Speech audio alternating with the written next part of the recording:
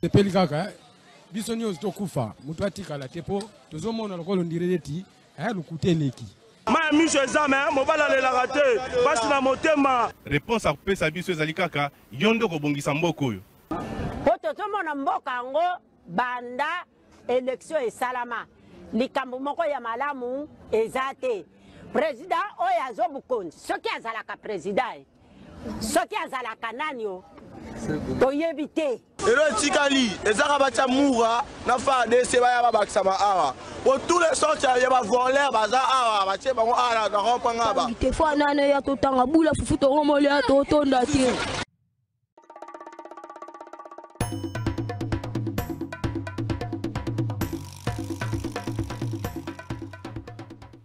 Merci beaucoup Mbote Nabino nyonso esika bozali congolais pris de paix congolais à motema malamu topesi bino mbote na tongo lelo bolimbisi mingi na bandeko na biso ya diaspora oyo balelaki lobi pona qualité ya son indépendamment de notre bonne volonté so anetungisaki pe biso moko yango tosengi bino bolimbisi na ebandeli ya émission na biso ya mokola lelo na banzi ete staff technique baza na ngambo ya be vitre kuna ba kosala la biso mosala na ndenge esengeli juste kopesa matoi na yo na papier te kopesa matoi na yo kaka na téléphone te pesa pe matoi na yo na ba auditeur ba téléspectateur plutôt oyo à chaque moment soki so etengami basalaka mosala ko rappeler biso que son ezali malamu mingi pesa. Nous espérons que lelo tokozala na somoko ya moi malamu mingi ndenge tomesana kozala na yango comme d'habitude. Nous prierons aussi na mwana kisenso ndeko Igor à veiller à ce que tous en a somoko audible et qu'on permette la bande ko balanda biso makambo ko loba na plateau et loba na ndenge et yo kama na ndenge ya malamu olimbisi encore une fois pour mongongo na zongina nous pensate moi grippe moi on peut pas gripper les kaki surtout dans contact à chaque fois na ba esprit so que l'équipe esengeli comme zongi sana maboko ya bakoko ya bato basaya baldekaki na mokili ya biso to les cap kotuna bango likambo nini est-ce que naza kotambola contre principe oyo bino botia kito ya solo penza naza kotambola na lolengi oza kosala bino lokumu mabondeli wana ezwaka mwa temps yango ya moko mongongo ekosala lokola kobe babobo tenir biso rigueur te mbote na bino lisusu esika bozali congolais pris de paix congolais ya motema molamu bato nyonso balingaka république démocratique du Congo pays ya désolation pays ya pasi eyebanaka solution te pays esika oyo miyibi bakomaka badonneur de leçon pays esika oyo miyibi bakomaka baprésident mbongo alete bunga kezaka na explication te mbongo alete bunga kamuta tuna kate ko tuna te soki journaliste alobi to ba libilenge bazoleka na plateau balobi yende bakangi mais muto ayibi bakipaka eta vandi balokela ke ba explication bakoloba na bino bolobela eta sa papa ya bana bolobela eta sa na baboti asa na babokilo problème ya te yayi bakaya sa na babokilo biso to vanda kana pasi to nyoko ama zo sala biso pasi na ko sala na vendredi prochain to sala ta concours à pongi to ta autorité ni na Congo la ka mingi comme ça to peut être le sommeil to leli pongi to sala concours à pongi pour moyete Congo lobby ekobi ko sala na mkokoma na mwa ba doute à l'arrivée à Félix Tshisekedi na pouvoir en 2019 lobby baza ko pesa biso moins 5 tant que Félix Tshisekedi a comme président lobby banda ngana mona na vendre na bureau agent ya ANR ayo ko bisa ngana lobela ina tu ne pas pendant lobela on est na zakabuna zakana pe na futa bakate futa bakate moyo banda kanga biso te na ka NI agent ya ANR na vite que na lobela agent ya ANR na 2019 ngai tozana Israël mutombo na Africa télévision na Botulu agent ya ANR ko lukanga na lobela bango po nini po futa bakate za NI moi lueur d'espoir moi comment na balabala ko mako tambola be roulage za ko banga ukota mesa ko tsalo boko na voiture na yo police za ko banga okanga bato wana 2017 tant fait Tshisekedi na komaki na pouvoir metala lelo yo président bato ba meseni na yo bato ba meseni bato bazo banga lisusu te bato ba meseni na yo président mbongo ko bunga bato bazo banga lango susu te bato ko buka mobeko bazo banga lango susu te président bato ba meseni na yo pardon tata mokonzi ko bato ba meseni na yo bato ba meseni na yo ba ministre musuba comme beta moi je suis proche à président moi c'est ba ministre musuba comme président yo ke la kanga bato ba meseni na yo président et ça ngonga surtout avec cette vague des en fait na peut-être bien ngana ba mo charger mais bana bazo tala biso na ndako za malamu te bato yo ba ko bundisa ka biso ba M23 FC wana na vague zo tata mo konse ko le plus que tant sanctionner mutu moko ya proche na yo o sanctionner sévèrement akende ba prison te makala kwa bakende ba boulot ba usu ayo ka sola ngai ata 5 personnes eza na gouvernement eza na entourage na luko sanctionner bango toko kende boité toko iko kende boité pourquoi pas sanctionner par 3 IGF pourquoi pas exemple pourquoi pas tane ba kamwe balingi ba protéger ipwane tane ba kamwe nazo tuna pona nini IGF azala toujours complaisante na gestion ya ngopila pona nini botika nanu makambwana soki te lakisa ba bilongi na bango lakisa Claude Ngoma ndeko nanga ne Congo lakisa Claude Ngoma yebana ndeko nanga ne Congo na PC déjà mot lakisa junior ba okela ndeko nanga Equatoria ngana yeto za to kozonga province moko bango to kozonga na ngana ko mikabola na ko michechola ne ba tolo bakana Equateur na ko michechola biteni tata mokonzi ekolo tinenga to obandi mandat to ngo zoke na suka IGF as l'homme idéal ngana soupçonné de l'autre côté na lobé l'autre côté mais na touni pourquoi tout ce qui a intéressé la gestion de Ngobila IGF ne faisait que semblant dans ses recommandations mbongo ebunga makabe bunga yoka recommandation balongo la ministre des finances Gilbert Black ne va pas me contredire c'est le gouverneur qui est le donateur principal de la ville pourquoi ça qui balongo la ministre des finances batik makambo ebimi ya Zando pourquoi pas une action efungama contre Gentini Ngobila pourquoi pas une action efungama contre Pasteur Godin Poy pourquoi pas tata mokonzi ekolo batu ba meseni na yo batu ba meseni bakomi komona le roi moninga na bango tata mokonzi azaka na ba camarade te un chef n'a pas d'amis un chef a sac de collaborateurs mais pas d'amis batu ba meseni na yo bakomi komona le roi sanction komi kopona bilongi tata mokonzi ekolo jour okenda ko visiter ça obetaka lisolo ya usa mwana muke mama Martha zo simo boke na Zando obetaka lisolo Zando wana okotika okendotiki biso na ngoboye Zando wana mais bakolo marché banani président de la République tolela na kombo nani ngana tika kofunda po bazomona kofunda makambo nazo funde nezo sala malisusu bongo te na ebanzaki na fundi sanction landi tata boko tokolela na komba tolela na komba Jésus Christ so tolela na komba Mahomet chef de l'État peuple la combo na parce que yoni ba pesa ki mandat sanctionner président de la République sanctionner ba to amesa na mokonzi mboka te sanctionner to sengo sanctionner ba ministre to sengo sanctionner chef d'État sanctionner papa mokonzi sanctionner mboka sa sanction za mboka malamu te bato bazo ko maloko ba komi komo lokwa camarade na bango mais c'est président de la République sanctionner chef de l'État soko sanctionner te peuple a kozala na yo même traitement ke Kabila traitement et kozala ba vantive de peuple ko bano bebisaki peuple ko bossa ko tonga ki sotu muto peuple ko bossa ke salaire ba soda ba double peuple ko kozala na kanda sanctionner mais c'est président de la République soko sanctionner te o to belela kite ngazala ngalo la Jean-Baptiste tamsu bakata ka mutu mais na belela na désert arrivé à Messi donc la Jean-Baptiste na beleli na fingi mutu na diffamé na fingi mutu nazo senga action judiciaire contre Gentini Ngobila dans des places de ba fanatique na ba academia banana msusu ba Gautier Supambu ba saka mo ebele pour mingi ba longwa na bango na senga action judiciaire contre pourquoi dossier à Zando au besoin pour ça na Moulaï contre le président de l'Assemblée provinciale à l'époque Pasteur Godin Poy et Rokende Moulaï contre l'IGF. Pour Nanine, contrôle a priori et a posteriori. Ce qui m'a dit, c'est que na contrôleur par Rosa sur le banc de Zakisi. Na lobby ma na fingi mutu. Na tongi mutu. Na diffamé. Beau défendre bango te bandeko. Beau défendre bango te Zando wana plus de 30 000 personnes bazako sala kuna. Bino sobana kisasa plus de 30 000 personnes. Wana va dire d'une manière légale, d'une manière non légale.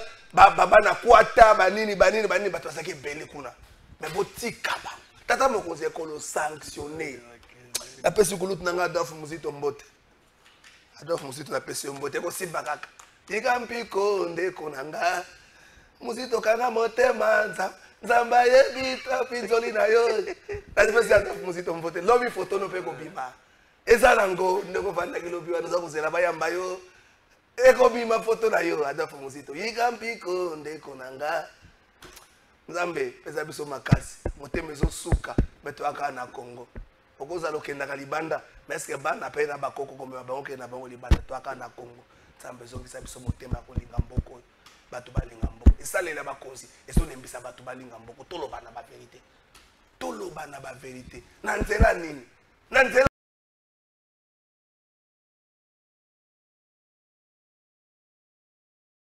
le bien Congo ya biso yango merci na bango ba musicien merci na bino tout tendance confondue tant que tombe la kabendele ya Congo et le reste les hommes politiques bino de bozwa kambongo ebele bino bozwa ka ba héritier ya Congo bisote ba jeunesse ba sali makasi ba kota mais ba homme politique baza ba premier héritier ya Congo bango ne ba bénéficier na héritage et bongo nzambe na yoki motema pasi lelo na lamuki na zotambola na nzela zoka motema pasi zotala zela na zotala ba explication bumba pesa ka face na gouverneur na zotala misala na sugisia gouverneur ba équipe na benga ngai to sala contrôle ya ba travaux mardi et mercredi na kotambola na moto boko pesa ngata infranté to kotala na ko filmer et bongo simba te boko lokela nganzela wana o seka mukeba ya uti boko lokela ngayamo na fingi mutu na tongi mutu des invités na plateau troisième mutu ya Falmamba mutu ya babeka ngani Jean-Marc Kabund pa boy na consultation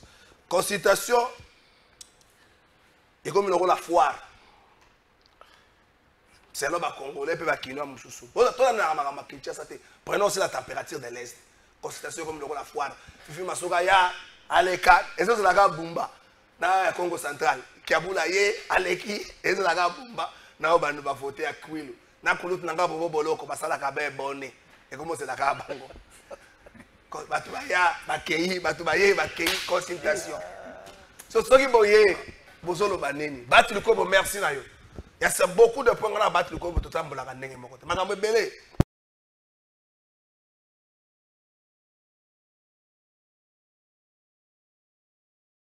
batu le kobo sa kolga ba âge na bango ba pesi mboka résultat te ibango bamboso ba caméra kozala na bango na première ligne ya politique na mona ngo so malamu te ba pesi mboka résultat mais au moins tanga bimaki et pas conseiller spécial ba tu ko va dire c'est pas que ngoma qui va me contredire ou encore je ngoma kokela ba tu ko ba lobi boy tozo ya awa mais tozo bossa na développement depuis bitu me bandi la lolenge ba province na biso comme gérer explication za tout ba tu ko ba lobi ba to basali semblant ya ko boya ko yoka makambo mais c'est très important. Depuis tout banda même mbongo mutamba kangisa na église to eba monter kokata mabonza la catholique ba bisa chaque messe ba bisa so monta mutamba uzora combien na église na biso poza mbongo na oza mbongo le to kangama na ko uzora combien mbongo ba église pesa donc explication mbongo bemba osala nango bitambola tambola to zo eba te so ko utela wana soko lobi boy beyond des problèmes ba tu ko ba dit quelque chose d'important ba province buma ba ko sabino effort de guerre yani entela bala mukosa tongo ngamba ifasi ko ba eloko mwa mukosa ko keta kilomètre to yango ne fort de guerre to yambula Junior ba kokela na mono zone la mingi kokotela ka batata wana te na kolobana lokola ntingi pulo ebisaki mboso kokotela ka batu wana te ngano to zovanda na kakilo bili bosanda ko no kura ya lakite na kakilo bosanda ko na kura ya lakite nazaki na ndeko nanga esoma yaka talekeli bosanda kono kura la kite na bisi esoma yaka et pas Junior abi o ya solo azaka ne pembeni ala bi epa na ya kure zaka na ese ne kure te ko na zotoka mo ete ata ventilateur asa na ngongo da te ko sala ndengeli mai passe mai to koma ko sambela neti DG ba administration régie des eaux pour ni ba o sanctionner bango te administration ba député soki ça na batu ma ben na Congo ba député mbongo na bango balo bango na silence mbongo basoda basela ngo makelelo kwa campagne d'évangélisation de l'Église même mbongo na bango mwezo ke ne calme yoko ke makosala tubele pa baba et pa basango Junior bakokela kokote na bango to komi makambo te na ko bandana yo te na ba bandana ngai osonto ko na ngai bote mingi ile ko ngai kalafai bote na CG bakokela bobanga tasela nga faire bandaki na 10h06 bote na équipe technique nyonso bazo accompagner biso na bino bote na bakongomani nyonso o bazuli baku ya kolanda biso mais tikanati ya moi eloko moko parce que le côté l'équitro manipulation l'équipe maman Judith lelo bazo ko ternir image na ye na ba faux bruit soi-disant maman Boni la première ministre maman Judith atikali ko bomate vérité nde yango lelo na yeli bino na plateau contrairement à bateau nyonso bazali sous-traité pour la dernière image il y a la chef du gouvernement mutuka mama Judith ebomi motote cortège ya mama Judith ebomi pe motote accident pe salamité famille ya brigadier Fiston Senda nanzana mawana bino na kokabola ngona bino kabia mais Fiston Senda kufeli wapi akufi na ndaku ya mama Judith te akufi na ndaku na bureau ya mama Judith te akufi en pleine audition bazo ko attendre nani apesaki major autorisation or azonga poya ko lokota Fiston Senda et puis babeti était vidéo boko mona eza vidéo il y a 2016. Tes vidéos na mutu bazobe tes place c'est même pas Kitambo je crois qu'ils ont à côté. C'est ça vérité za à côté à Triomphe. Non donc Triomphal tu es venu à côté de l'église Saint-Général Sonic Kafuta. Donc boyeba était vérité yangwana. Ba manipulateur nyonso lelo ba melindobo ba koloba susute parce que vérité yi. Merci. Ah Claude Ngoma mboto ena ngoboye. Junior bakokela okomi makambo bele tika bato wana tika bango Kinshasa 500 000 ebonga toyeba esele kenda kate 500 000 ebonga rapport à IGF ya na kombo bolongo na ministre ya finance na ba IGF nyonso bokili soko zuwa otika lobona jamais rapport moko bande la pression mbote. Merci beaucoup pour l'opportunité et na pêche encore na réitérer encore ba remerciement par mbaté ba thématique il fallait que là dans la plateau pour topé ça bon éclaircissement mais ko libisa ngai ezala ngo kaka salutation mais na kota un peu la mo ba biscuit na ngai comme ezaka les us coutume so ko tata la na kacha masolo ko kata ba minute il y a pas de problème. Tout d'abord na ko yebisa la ba congolais bazo landa biso ngo contredire Ngoma te wana ko yango sima pe la ko contredire Claude Ngoma qui est mon estimé confrère et mon frère du sang. Peut-être pour la première fois on a en contradiction à plateau. Soki baye bazali ko pesa image ya malongana ba monde ya mokonzi ya mboka entre autres l'inspection générale de finances Kulutu Jila Lingete chef de service na mboka oyo bokamba mibwa misolo mia l'etat et comment ki lokola foire neka otu kolobawa tam mokonzi ya mboka tie bona mboka Jila Lingete kei l'orthodoxie ba mandataire public ba ministre ya l'état ba komi kobanga po ba utiliser misolomi ya l'état tobika kada yo na mboka oyo na ko rappeler na yo na ndenge uti koloba esa bongo te Kulutu Jila Lingete basala ka rapport IGF ezali instance judiciaire te pour convoquer Ngobila Tol Kinani Aya non il a fait son rapport en bonne et due forme.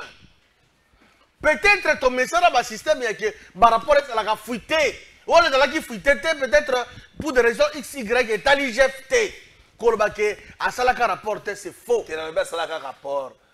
Beaucoup la kalingete, s'il vous plaît, s'il vous plaît. Les lois, tout le monde, budget en boka et bouti, c'est grâce, il y a un fort combat au IGF qu'on s'implique dans le boka la biso.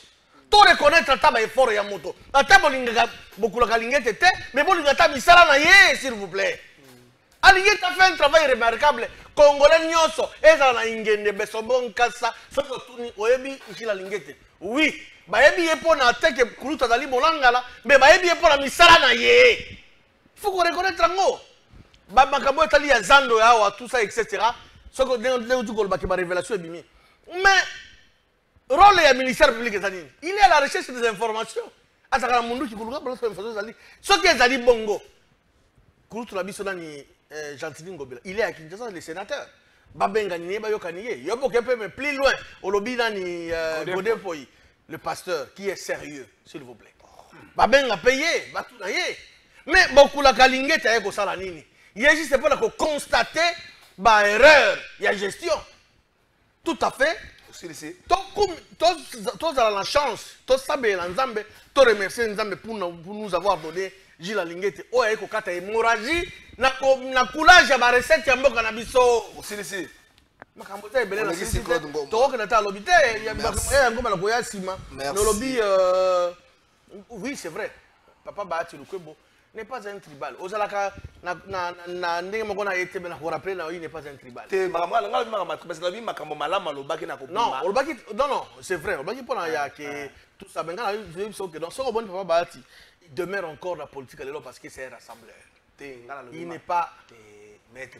Tout ça monter à malamu. Heureusement bino so misa de posa ba juriste na plateau. Na minute oyo na Congo to na posa motema malamu ya kolingaka bato te. Ya kopesa na Congo misamba. Tout na posa même Lucifer sera cause gouverneur à Kinshasa, mais sera ko bongisa la biso comme le roi en faire ndenge ya zaka ange de la lumière vomé Lucifer. Tout ça posa ko réception te mutumo. Na lobi boy na bandeli avant na pesa falma bambote na bandeli. Te na yo sisi. Kata mono balanga kuna na bandeli na lobi boy. Ba génération wana bapesi na Congo résultat moko malamu te na lobi ba génération ni babati bamboso ba camera babemba bapesi biso résultat malamu te babati na bemba ba modèle camera bemba et autres bapesi biso résultat malamu te na mboso bapesi biso résultat malamu te. Alors comment na bango na politique le bezaka po bango ne basana manœuvre wana mais to tia nanu bilongi na makanisi ya sika bango moyo babakokelo to biso bakopesa biso résultat malamu boyo ka soni ke na chef le na ngai ya mbandaka mon réseau faut le quantité pour que nous allons pas nina réseau ça va checker fond la connexion pour que ça la té faut que ça pas nina moi toi la Sony faut ta réseau té de ko fall bamba non aussi si la si ba bato obio l'équipe boso na ngai na ndeko na ngai soma yaka bolobi ke l'autre dit que ça bino bo l'équipe la porter na balabala na koyebisa pas na ngai l'autre dit que kataka té na venir na ngai l'autre dit que kataka té cela veut dire que quelques zones d'ombre zali na Kisasa oyo baza komona molili là je suis sérieux conscient cela dit à quoi il y a entre autres ba travaux au salema il y a ba balabala baza ko creuser baza ko kata ba câble ya courant na ba venir ba lokola ba venir ba sankusu oyo zali livre la motema ya ndeko na ngai falmamba okeya on a rocading na venir wangata baza ko sala misala ba kati ba câble misala o bazo sala wana. En quoi ça doit concerner la SNEL? La SNEL a salué pour conjuguer mes efforts pour que merci, on va ne ko fal mama une minute na pesi yombote. Mbote opangisango na kuti ndeko junior bakokela na tungulu ya makasi na kosenga e a se calmer moninga wangai se calmer soki mai ezalaki na ngaki na senga bopesa e mai kamera na pesi ba ko débatteur na mbote ba téléspectateur ba consulter na nute ba téléspectateur na pesa ta ba téléspectateur excuse ça fait kana katambo ba téléspectateur nyonso oya bino le tout puissant le tout puissant communicateur oui na ina moi retard mpo moi kokoso moke pesa maki na sengi bino bolimbisi na kobongisa émission monene boye ko yakata nyonso na retard ya lisoni na sengi bino bolimbisi. Merci beaucoup abato kende na nyonso tata mokonzi ekolo ayambaki mokolo à lobby de nouveau envoyé spécial il y a États-Unis pour la région de Grand Lac inaye longo babetaki mambi ya masolo ya partenariat économique comme on a de Massad Boulos ayambaki mokolo ya lobby babetaki masolo ya économie babetaki masolo ya paix aussi na sima ya kolongwa ye awa akotambola na bisika ebele na mikili ebele.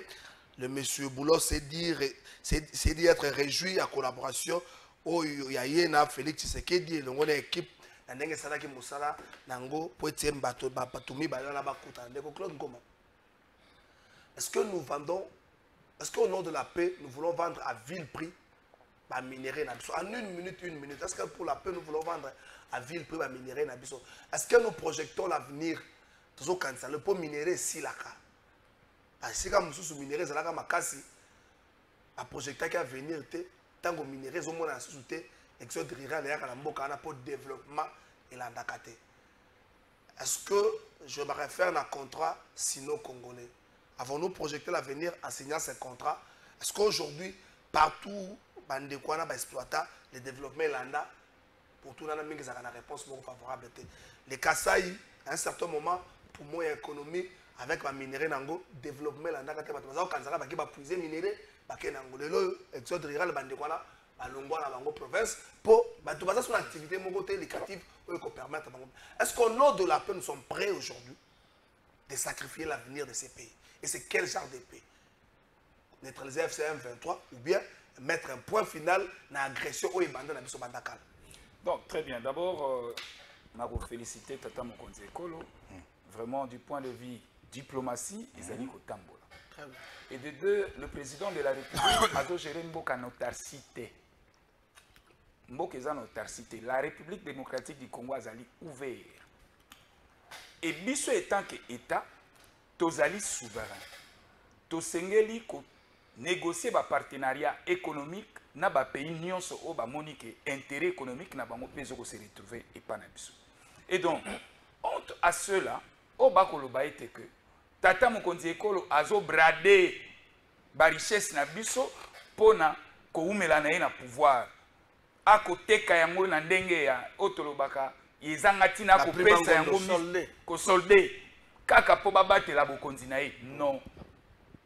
Toza na contrat, toza na partenariat économique na Chine. Oyo toyebi ke pesa ki mwa makelele. Lelo tata mokonzi ekola lingi ko lancer pe azana nzela ya ko lancer partenariat économique na États-Unis. Oyo ko suko be na contrat moko. Mais siko non to komi na phase à contrater, les partis bazo solo lana. Et kozala est bénéfique pour na biso. Parce que avec Joseph Kabila, contrat sino-congolaise, tomoni li tomba na yango te. C'est-à-dire, net isokozi contrat wana to partenariat wana. Eza bénéfique kaka na partie moko, la partie chinoise. En contrepartie, il y a 9 milliards de dollars pour l'infrastructure. Mais ce que bando checké, l'infrastructure, nous avons même pas 2 milliards de dollars. Donc c'était une arnaque. Alors, le lotango tata mokonzi a fongwami vers les États-Unis. Bato bakomi ko décrier ba voix bandi ko mata tout simplement parce que ba lingi gouvernance a Tshisekedi terre. Or eza gouvernance moko oyo ezoko pesa ba prouesse na yango na ba secteur nyonso. Lelo c'est les États-Unis. Demain écoute à la London. Après demain écoute à la Russie. Donc l'opinion va retenir que le président Tshisekedi ne gère pas le pays en autarcie. Le Congo est ouvert aux alliés na mandi nyonso. À l'avenir. Mais justement tant que tu as multiplié par partenariat économique, n'est-ce pas, tu as visé à venir dans ça se dit, ce contrat à l'intérieur, c'est dit un contrat minéré contre la paix. Est-ce que nous projetons l'avenir dans le cadre? Non, d'abord, les contrats n'existent pas même. Non, j'ai dit, on projette ces contrats minérés contre la paix. Nous vous offrons les minéraux, vous nous offrez la paix. Est-ce qu'on jette un coup d'œil sur le développement? Non, ce n'est pas comme ça. Le développement est Kimia. Mais vous ne pouvez pas négocier un contrat contre la paix. Non. Un contrat minéré et se négocie toujours sur un terrain économique avec un pacte infrastructurel. Bien entendu, infrastructure, en cas de paix. Mais moto va signer un contrat. Pour y exploiter bien. N'est-ce pas, après vous exploiter contrairement. Merci beaucoup, Claude Ngoma. Junior, la même question est pas là. Je remercie de vive voix mon estimé collègue de l'Union sacrée, Maître Claude Ngoma, pour ma réponse à Pessia Malonga. Et éviter que ceux qui ne veulent pas opposition pour le jour l'élo. En tout cas, Mazala Makassi, l'élo.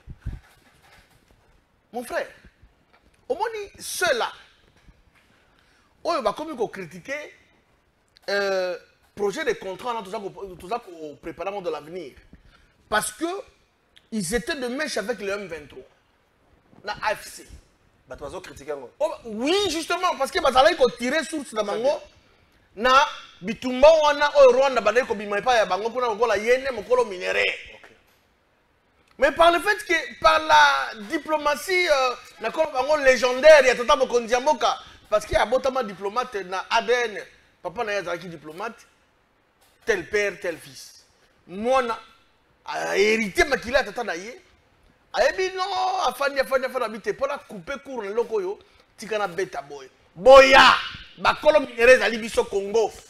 Il y a un niveau là-bas critiqué, bakomi koloba. Mais je vous dis, c'est une grande victoire. Ceux qui ont signé un contrat wana. Rwanda a causé un mois à dire parce que Rwanda c'est un voleur. Abandonné qu'on va minérer na biso. En complicité là bas congolais au bâti bango, ma fout à l'ambebo. AFC, Corneille Nanga, c'est rebelle là na M23. Aujourd'hui mon Konzambo à comprendre j'ai. On ne peut que féliciter ce qu'il dit. Lorsque nous allons signer ces contrats, et qu'on a un cahier de charges tant qu'on va exploiter. Notamment, c'est vrai sur le plan sécuritaire, peu importe. Parce que pour l'instant, Congo a besoin de paix, a besoin de sécurité. C'est ça ma raison primordiale de Mboka Nabiso.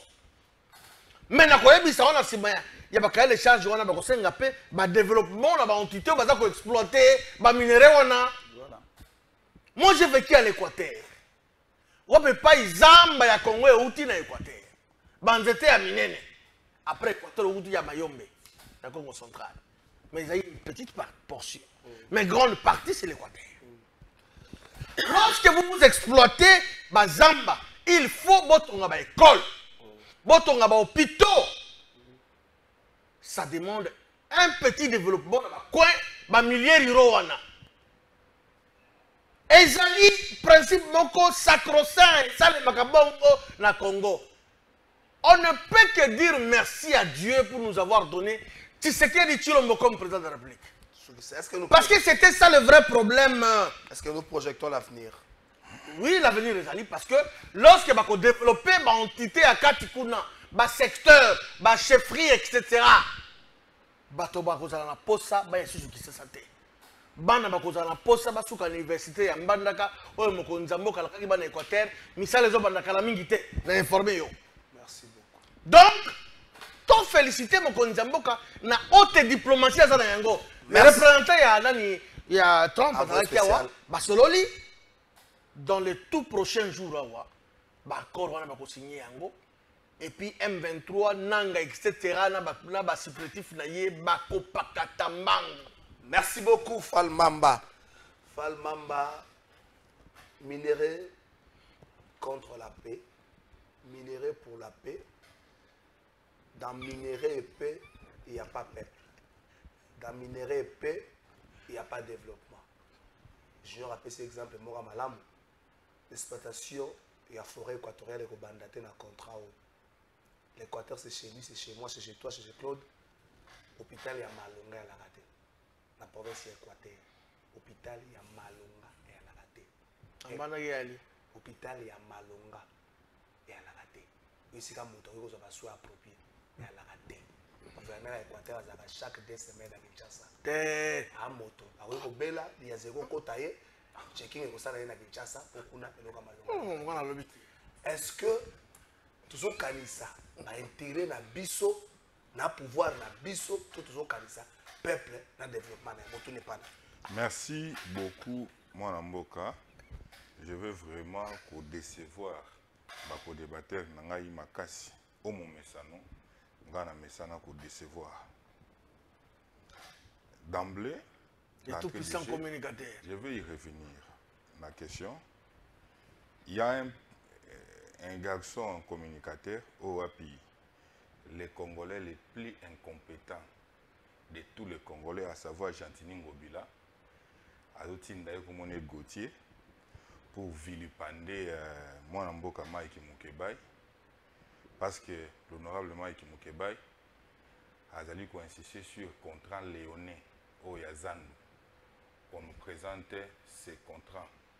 Contrat léonais. Vous savez, étalage, il y a 1 mètre sur 20. Nazan au Baote Kango, $600.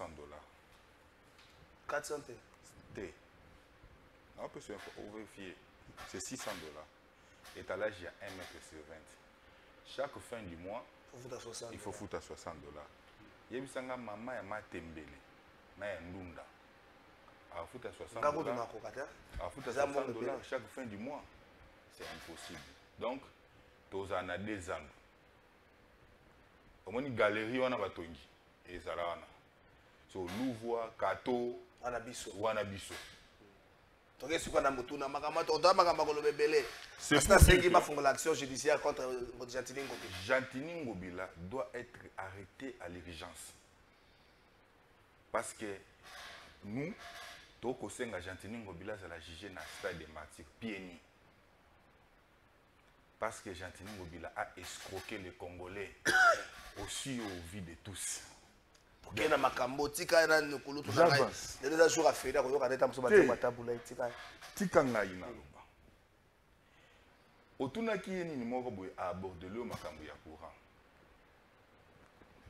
là. C'est important tout le monde. c'est mission. Le moment quand vous savez bien que c'est les CVS permettre ce que j'ai dit, c'est très important. Les CVS, c'est eux qui sont à la base. Il y a la souffrance au bâtonniers comme on a dans quartier. Pourquoi j'ai dit ça? C'est-à-dire au moins il y a agence, il y a SNEL.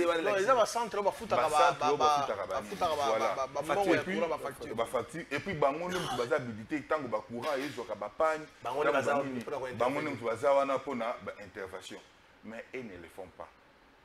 Ils ne travaillent pas correctement et sabotent. Au moins dans ba quartier ceux qui jouent wana match ezali bango na batu na bango nde bakataka ba na bakataka ba courant bakopere na banani. C'est comme ça, moi je profite de l'occasion. Je demande à manager Lucinde de prendre des décisions fermes. Parce que ça revient na l'attribution contre les services. Parce qu'elle ne travaille pas pour la population, mais ils travaillent pour détruire le peuple. Ces services doivent être... Mais je viens ici vite. Problématique, il y a contrat, il y a autokoloba, minéré contre la paix. Je vous dis dans cette histoire, Félix Tshisekedi, qui du reste n'est pas congolais de père et de mère, il va brader autokoloba, minéré, il y a Kongomani contre Missolopona pour se satisfaire. Au moins, il y a Komona. Et que c'est le contrat chinois bis. Parce que il n'y aura pas de projet de développement. Il y a des coins. Parce que ici, tu sais qu'il Niger dessus. Comment il peut se pérenniser au pouvoir? Comment on peut sécuriser, garantir la sécurité? Attends, la négani n'a pas se pérenniser dans le pouvoir sans pour autant tenir compte dans autre projet, il y a développement. Sur le plan économique, sur tout autre plan. Autre que ça n'a pas ça. Junior Bakokila a affirmé qu'il y a Équateur, hôpital ya malonge à Kate. Junior Bakokila a outi koloba ya mo. Comment on a qu'il y a Équateur, gouverneur Équateur à l'État monyoso. Après 2 semaines. À la Ganakisasa.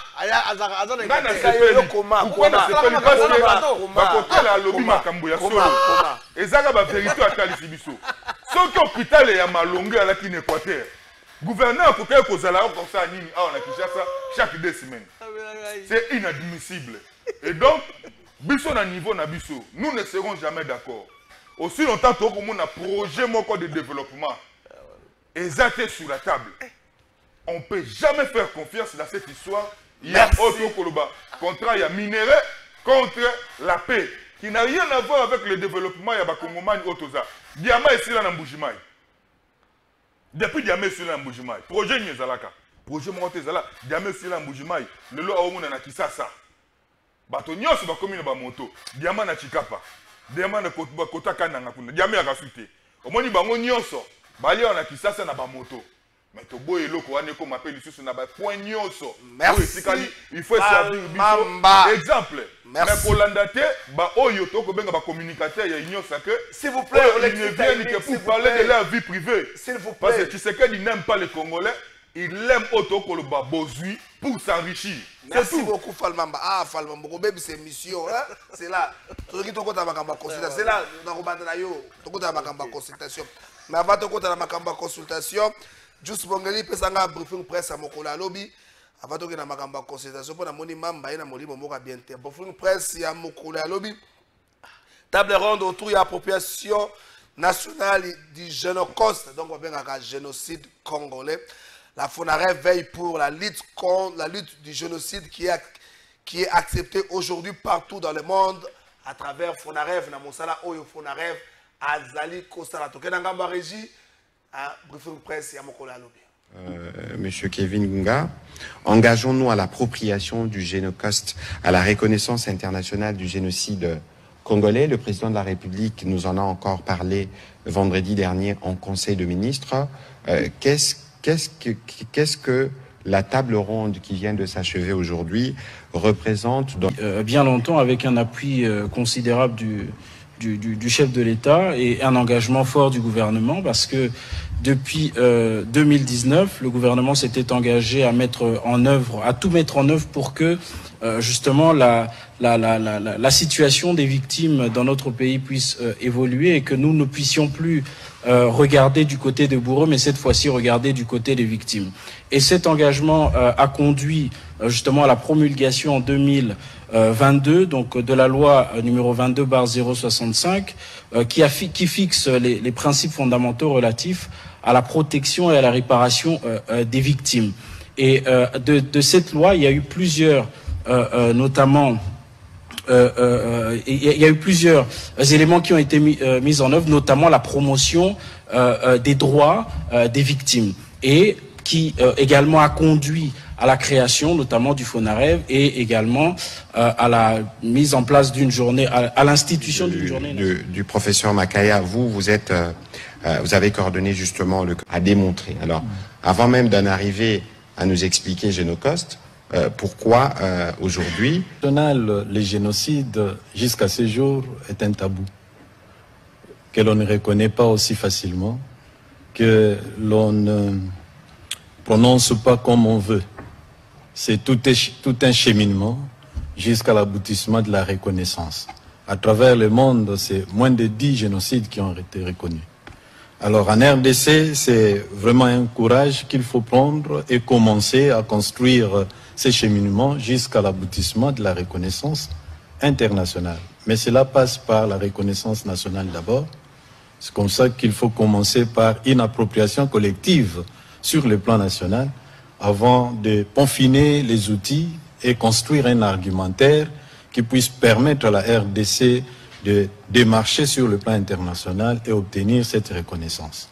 Cela signifie qu'il y a un travail minutieux qui doit se faire scientifiquement et dans les discours du président. Merci beaucoup. Avant, Tokende Bongo na Unikin, Université de Kinshasa, et c'est wapi matinée scientifique moko et Salemaki Mokolo ya lobby, ministre de la Finance, Mwana Mboka Doudou Fwamba, Tikunde Libotai, Azalaki Liboso, ya ba étudiant ya Unikin, achaki aksa mingi pesa na maloba na ye, na économie résiliente, oyo ekosala appel na ba investissement public na mboka na biso. Aska na ruko tangango, alikota ali français moi minute mike, le ministre des Finances Doudou Fwamba a souligné l'importance de la stabilité macroéconomique, des réformes structurelles et de l'investissement public stratégique pour bâtir une économie résiliente. Il a également évoqué les réformes structurelles qui vont consolider l'économie congolaise. Dans son discours d'ouverture, il a déclaré la stabilité macroéconomique, les réformes structurelles et l'investissement public stratégique constituent les leviers d'une économie résiliente. C'est la diversification de l'économie qui est considérée comme un chapelet de bonnes intentions qui va consolider notre économie. Donc, je crois que si nous investissons sur l'offre intérieure, nous allons réussir à méditer ces risques et avoir une économie plus stable et plus résiliente. Bongo, ministre de la Finance, Liboso, il y a des étudiants, il y a une Nikine. Est-ce que consultation est comme une foire? Est-ce que les guides à Bungi c'est laté? Félix c'est pas Claude Goma qui va me contredire moi dans ma tête à solo. Les guides à Bungi c'est là. Est-ce que consultation est comme une foire? Est-ce qu'on doit consulter Batonio sera pour manifester volonté dans la crise ou encore au nom de la cohésion Batonio va représenter Nini? Au nom de la cohésion Batonio va représenter Nini? Au nom de la cohésion, qui représente Jeannot Lopepe? Ça vous représentez Nini au nom de la cohésion. Arrêtons d'être complaisants. C'est vraiment mon frère. Dans le niveau de respect à Jeannot Lopepe, ça est belé. Mais qui représente Jeannot Lopepe au nom de la cohésion? Qui représente Lisanga Bonganga? Donc voilà Jeannot. Qui représente Lisanga Bonganga au nom de la cohésion? Lisanga Bonganga à quel poids? Parce que avec l'élection en 2023, il a consulté dans Saint-Augustin à Lemba. Même Bilo, elle a quitté. Saint-Augustin à Lemba. Qui représente Lisanga Bonganga? au nom de la cohésion. Est-ce que bato bakozwa biso le sous la consultation au sérieux? Débé à refunga. Beaucoup de sous makam souté ko ba sous makam moto souté au ministre de finance tikaye, au alingeti tikaye, au na gainani. Ngobi na tikaye toke na makambo. Claude Ngoma. C'est d'abord na Claude Ngoma. Claude Ngoma. Merci. Au nom de la cohésion. Claude Ngoma n'a qu'à changer position dans l'idée face à la consultation. N'a renouvelé encore demande dans le patata mokonzi école. Monsieur le Président, retirez confiance na yo et pas à moi Namboka, le professeur Ebirong. Pour la nini, ah papa, il n'est pas à la hauteur de sa de la mission que vous lui avez confiée. Consultation et un objectif. Pourquoi Mokonzi a initié consultation? C'est parce que a sali ouverture politique. Et cette ouverture politique a sali en l'endroit des opposants. Et donc, en réalité et par principe, ceux qui ont banda consulter, d'abord c'était les opposants. Et non, la première ministre, le président du Sénat et l'Assemblée nationale. Mais la première ministre a été consultée pendant que son gouvernement est remis en cause. Il sera consulté pourquoi? Les membres du gouvernement, ils seront consultés pourquoi? Parce que leur gouvernement est remis en cause. Donc j'ai appelé malgré Bilobela. Mais non, faisons bien les choses. Démarche au Ebirang d'Assali et l'Ongoli, substance, nuance et crédibilité, il y a la consultation. Et je doute fort. Président Dolph Mozi, toi qui es ressuscité. Je doute fort. D'autres leaders de l'opposition, pas Kendali Soussouté. Je doute fort que certaines figures emblématiques et de référence, il y a opposition, Bakoya le soutien. Et comme théâtre, et comme foire. Donc, au nom de la paix, parce que l'objectif est ça, mon cher ami. Après ma consultation, Tokoka, qu'on fédérer tout ça, la front commun à la force politique pour que Tokoka travaille en faveur de la paix. Consultation. Tout le monde est TikToker, influenceur, Bayambi.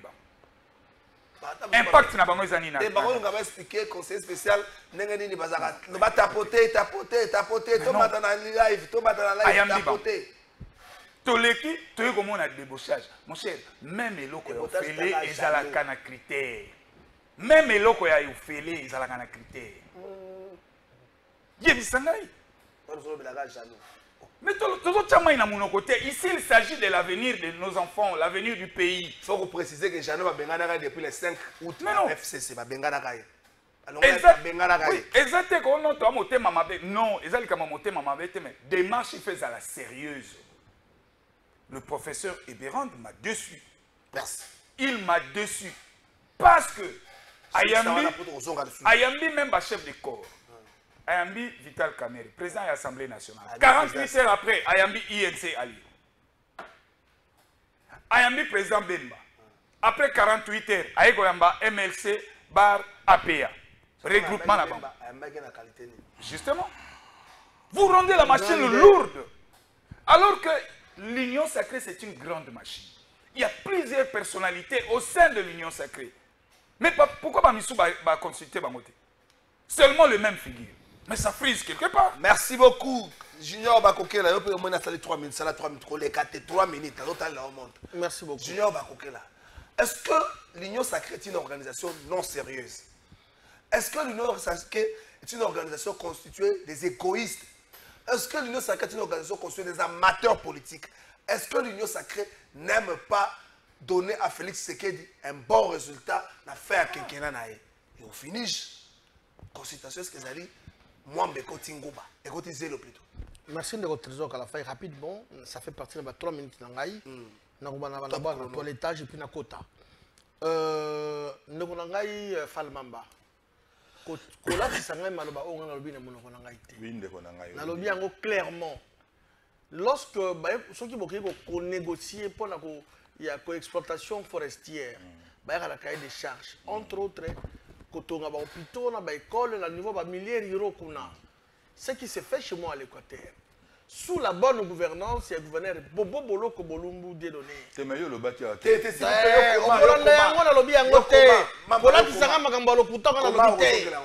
moi, je soutiens Bobo à 100% parce qu'il est le représentant, il y a chef de l'État. Et puis il y a Salah Moussala pour le développement équateur. Oui, je vous l'ai dit. Nulle part dans le lobby n'a critiqué jamais Nagosala Ngote parce que c'est un monsieur qui est correct, il fait sérieusement son travail. Et puis Nagosala Nakulu Bobo Boloko. C'est officiellement dans l'émission Oyo. Yo, Falman Mana, journaliste, c'est la Claude Ngoma.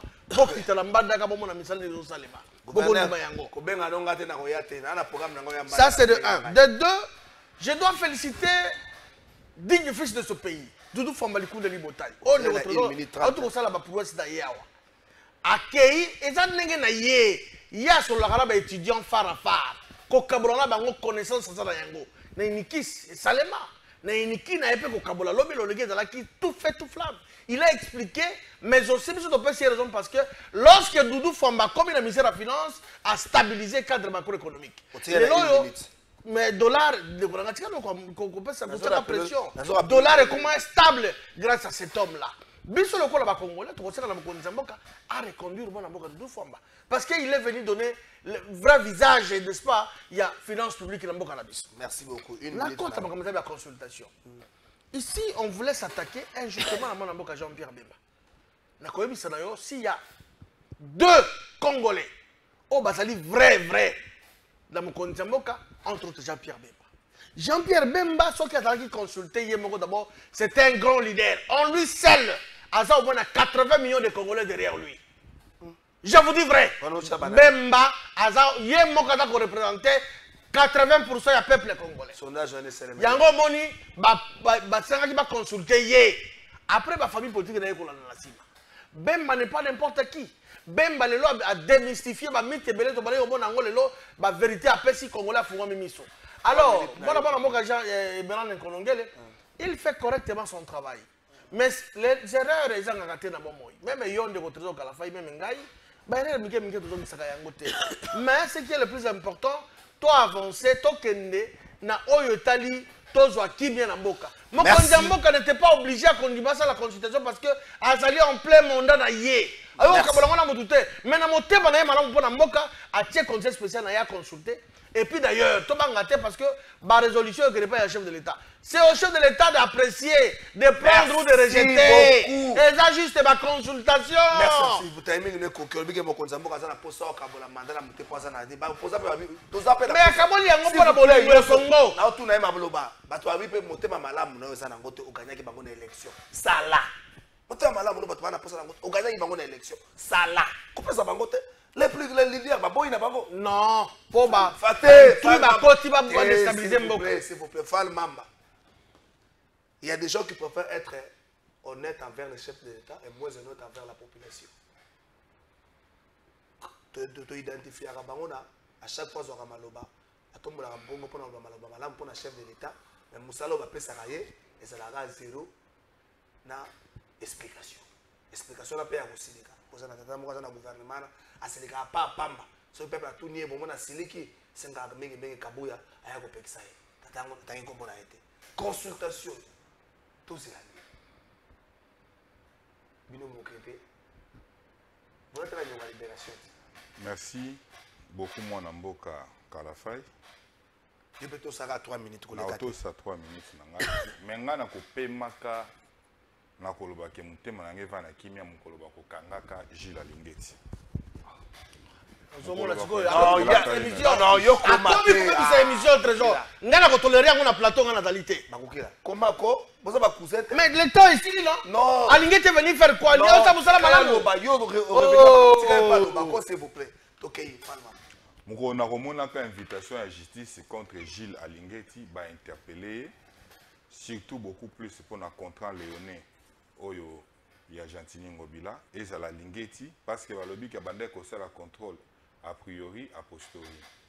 Mais comment eloko wana ekokoleka, comment détournement ya misolo nyonso oyo esalami kuna. Gilles Alingeti est complice dans cette histoire. J'insiste. Tokozala kana kimia biso ba Kongomani. les jours où on va arrêter Gilles Alingeti. Ah! Comme champ de bataille Nangaï, je le dirai jusqu'à ma mort, l'arrestation de Gilles Alingeti. Gilles Alingeti doit être arrêté pour de mauvais services rendus à la nation. Ok, c'est quoi? C'est grave. Mambi Maïmatali, consultation. Moi, je suis erré. Et puis, je suis très fier. Oui, pourquoi nous sommes fiers? Tant on a eu qui, surtout Mingi Mingi, et pas ya le Konanga Ingoma, ou wapi molimo ya opposition, et tika la kolongwa été. Mais je me pose la question, il fait quoi dans cette histoire de l'union sacrée? J'ai senti un Ngoma que j'ai connu dans l'opposition. Je me suis dit, je suis en face de mon partenaire de l'opposition. Parce qu'à l'intérieur de cette histoire, il y a ma consultation. Il y a un moment à étaler la suite logique de l'incompétence de M. Tshisekedi. Où il y a un choix sur Eberand. Et ça la suite logique de l'incompétence de M. Tshisekedi. Aïe, c'est quoi, il y a commis wana, oni ne basa la consultation. Écoute, ceux qui sont sérieux, namboka o. Mutu soki azobela, bakolukela kisi o ezali approprié pour ebikisa mutu wana. Ceux qui bapesa ki mutu par exemple kinini ya komela, bamoni ke kinini ya komela sali ba effete, bakopesa ya perfusion. Tozali na crise otoko ba crise sécuritaire. Oyo lelo ba juger que le gouvernement est en place. Et le gouvernement est à mesure il y a pour garantir ba Congomani mambi maïmatali sécurité. Normalement, ba kokaki ko consulter bangote. Parce que maïle na bango et la kisi que maïle na bango ya kosuka. À l'entremise il y a Judith Tuluka ti ba o nyonso batikali. Ata mutu mo to ba ko consulter. Yebisanga itata lokola bahati lokola. On va les consulter pour appeler ça makanisini. Bahati c'est une force politique dans ce pays. Yokoma. Deuxième force, hein. Bahati c'est comme deuxième force.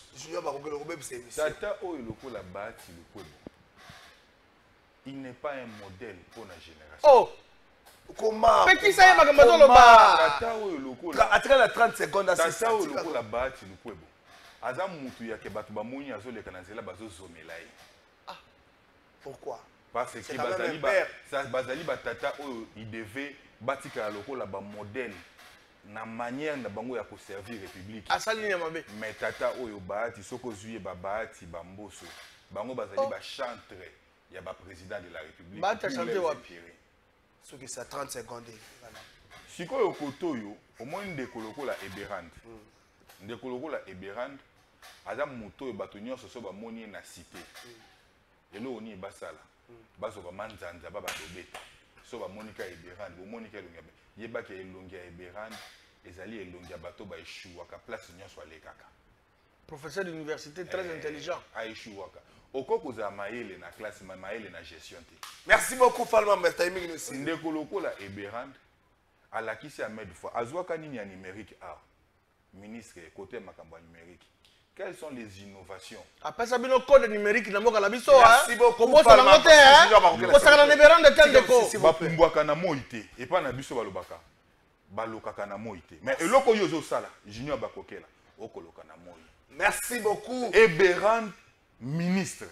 Un ministre incompétent, incapable. Merci, vous plaît, de faire quoi que ce soit en tant que ministre. Après, ça va être une minute aussi. Mais le loba au commissaire. Le loba commissaire nani. Bachaye a consulté. Eberand a consulté nani. Balamba balia. Bazouata baleine.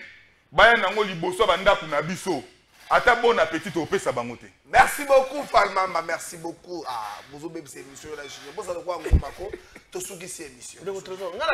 Ma sensibilité. Eberande, c'est un modèle. S'il vous plaît. J'ai été enseigné par ces grands hommes d'État. S'il vous plaît. Eberande, c'est un modèle. S'il vous plaît. Il n'est pas un modèle dans la gestion. S'il vous plaît. C'est un médiocre dans la gestion. S'il vous plaît, s'il vous plaît. Ah, Botika quoi? Botika. Parce que vous savez, étudier à professeur Moukoko Samba, tant que ministre économique. Mais t'es pas ça. S'il vous plaît. Moukoko Samba, Ali Tata est Sony. S'il vous plaît, s'il vous plaît. Moukoko Samba, Ali Tata est Sony. Batata Oyo.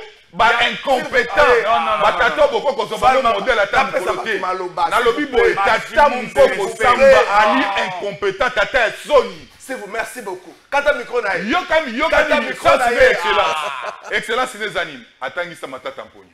Merci beaucoup. Ne bilan batiaka ekaka na muto asala atangisa matata tamponya. Et puis yatambola rande na ngo. Merci beaucoup Ekoki. Tata Sony. Mec Ekoki. Mukoko Samba. Tikala no makambo yoko ozo bebisa émission. Baninga bavandiki mekaka yo. Ils ont un contre DT. Baka tata na ngoma la moko émission si. Émission aussi on appelle ça bino 1 minute et mito qui c'est émission. Semaine est aussi le vendredi. Cette polémique qui a deux semaines avec l'histoire de notre frère, les brigadiers, Ndeko Fiston, Senda, Kabea, paix à son âme. Ça fait trop mal. Ma point de vue est partagé dans Balabala. Mais les bosseux à Bazouzi, les militaires, dossier Fungwamaki, la garde et ma première ministre, bateau Bazaki dans le service du jour, les quelques lignes. Est-ce que nous devons juger cette histoire na sanction populaire, na justice populaire à Balabala, ou encore vous comme des intellectuels, comme des juristes, vous ne participez pas dans un plateau comme des juristes, vous avez la lecture, non, laissons la justice à évoluer dans la démarche. Ceux qui X ou Y allaient impliquer, juste au Gobeng, ça y est, et aussi d'accord. Une minute, toujours ceux qui sont les caméras. Merci beaucoup, Ndeko. Tout d'abord, on a vu ça Fall Mamba. C'est un modèle. J'ai eu la chance d'être enseigné par ces grands hommes. Il est modèle en quoi? Il n'a jamais été quelqu'un autant de corruption, tout ça. Il fait Makambo et une population qui s'appelle Nayango. Ça, c'est une minute. Deuxièmement, la vie mène ça. C'est de là l'introduction qui c'est un peu même diapason de Claude Ngoma. Mon frère, je sais que juillet, le quoi sango mokonzi, juillet, na auditorat. Qu'est-ce qui s'est passé? Kaka boye mutu akufa kaka boye po abangaki magistrat azosambisa epe malmo kasali crise akufi. Non! Biso tozo senga justice pour Ndeko Kabea. Mutu moko azali likolo ya mobeko azali te. Je n'ai pas un problème contre ma maman, la première ministre, que j'aime beaucoup. Mais la vie mène est sacrée. Kabea wana za la famille na ye, azana bandeko. Abandeko laisse bango chaque jour. Pe akufi ndengenini na teni na nzoto na ye. En plein service. Bandeko balobi, bakendeka bazuye. Bazuye lokola, alléluia, amen. Non. Est-ce que ma Britannica qui était? Est-ce que ma bête qui est ma confité? J'ai la zone tout la mituna. C'est pour dire que justice pour Ndeko Kabea. Je suis de l'union sacrée. Je ne peux pas tolérer. Jurisprudence Ezali, Doli Makambo, Bakangi Sakaye pendant 10 ans. Azalaka n'a lié à crime. Ce qui m'a bête Salemi, Motonio soit répondre. Merci beaucoup. Merci. Donc, tout le monde a fait scénario à Minene. Vraiment, mais trop actif na Facebook. Na ko yo pe to ko tuno makambazana. Net il na Facebook na ko identifier mbozi wa mbozi. Tango Kabila na opposition banda ko lo bebele. Ozaki député pendant 5 ans. Mettre la zone sur la zando. Na na photo moko. Ko yo batene na ko bemisango. Fall Mamba 1 minute au sur la commune comme makambo ya Ndeko. Il y a le but pour naïe, justice Salema. Ceux qui nous allés impliquer, à ceux condamnés à préserver Moutouté, à condamner Moutouté. Et c'est la maman. Na informé que Doli Makambo, Azalaka na lié à crime. Parce que Nazala na procès du début à la fin. Azalaka te. Bon, Natiki en ignorance. S'il vous plaît, bon ça comme la souka. Dédé, j'ai dit Tutuluka, Azalé pénalié à crime. Ah bon? Je vous informe. Ça, c'est le tout-puissant communicateur. Je dis Tutuluka, Soka Chimbongo Mouké, pour étambola ils allaient pas communicateur bato nyonso pour ba laver ce que zam mbongo mukie c'est grave nazo ibsa j'ai dit c'est le tout puissant communicateur qui parle ce quartier mbongo mukie c'est 800 quelque chose il y a $800,000 800 000 je vous dis il y a monde bâti en étambola pour faire taire cette histoire. Il y a des communicateurs qui ont déjà touché. Les communicateurs aussi basimbi chweke bali. Les journalistes aussi basimbi chweke bali. Ezo kenda ko tambwisa misolo. Mpo ba laver. Menga eloko na sengi. Bakoko bali. Mwana mobali akokende pamba tata kake. Et bêta. Kake dans le ville. Qu'est-ce que je dis ta quoi? Non. Ça, moi, je ne peux pas tout. Non, s'il vous plaît. S'il vous plaît, Fall Mamba, s'il vous plaît. S'il vous plaît. S'il vous plaît. Non. S'il vous plaît. Donc, Fall Mamba. Retirez parce que vous avez un coup pour la moto. Vous avez un plateau à Bakokela. Allez-y pour la découvrir. Retirez un mot. Ça là, les gars, retirez un mot. Parce que vous avez vu un moto. Nous sommes passés à la plateau. Contre.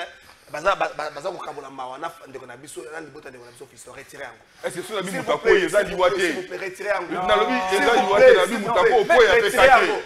S'il vous plaît. C'est quand même la première. Non mais s'il vous plaît retirer yango. Il faut du respect, c'est une femme d'autrui, il faut du respect. S'il vous plaît. Il faut de notre maman. Retirer la moto. Retirer la moto. Retirer yango là. OK. Soyez élégant. Retirer yango. Bon, par élégance. OK. Si ça se fait 30 secondes, au moins que tu as 4 malobati, c'est 30 secondes. T'es par élégance à retirer, il faut par élégance, je retire. Yo ko obligé ngate na la kaba mona yo. S'il vous plaît, s'il vous plaît. Yo ko disais ngate na la kaba mona yo. Il faut du respect à maman, je dis. Le problème ici, c'est la respecter. Je dis que Soumino a copié qu'on a jamais épargné. Elle n'est pas ton amie. Je dis que Toulouka il faut à la barre. Elle doit être interpellée cette dame. Après avoir brillé dans l'incompétence et la gestion, Azali complice na liwa ya Kabeya. Makile ya Kabeya kopé makimiate. Merci beaucoup 30 secondes. J'ai dit que Toulouka Azali complice. Merci beaucoup. Biso tozole la roulage à Koufi pendant service na ye. Merci beaucoup. C'est Attends Nzambe oyo azalaka juste. Merci. Makile ya Kabeya kokende boete. Merci. J'ai dit que Toulouka attends justice naturelle ya Nzambe. Ekotelemela yo justice. Merci beaucoup. J'ai dit que kotikala kimiate. Merci Bazoko le sous-souté. Naliwa mwana mobalo Kabeya. J'ai dit que yo okozanga ta pongi. Merci beaucoup. J'ai dit que okozanga ta pongi na likambo ya Kabeya. Merci beaucoup. Na likambo ya Kabeya na kotikaka yango te. Ndeko Mamba. Mwana mobali ya bata osala mosala ya l'État. Azosunga biso akufa boye. On ne peut pas laisser ça. S'il vous plaît. On ne peut pas laisser ça. Non, on ne peut pas laisser ça. Kabeya ko kufa boye te. Pourquoi liwa ya Kabeya Kabeya kende kaka boye. Et puis biso na sopa ni to kotala. Kabeya kufi Kabeya.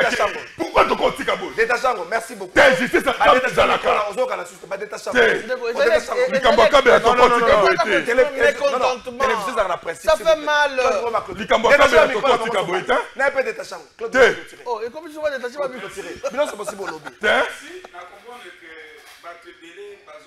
Sa maman Judith, mais nous avons démontré en quoi.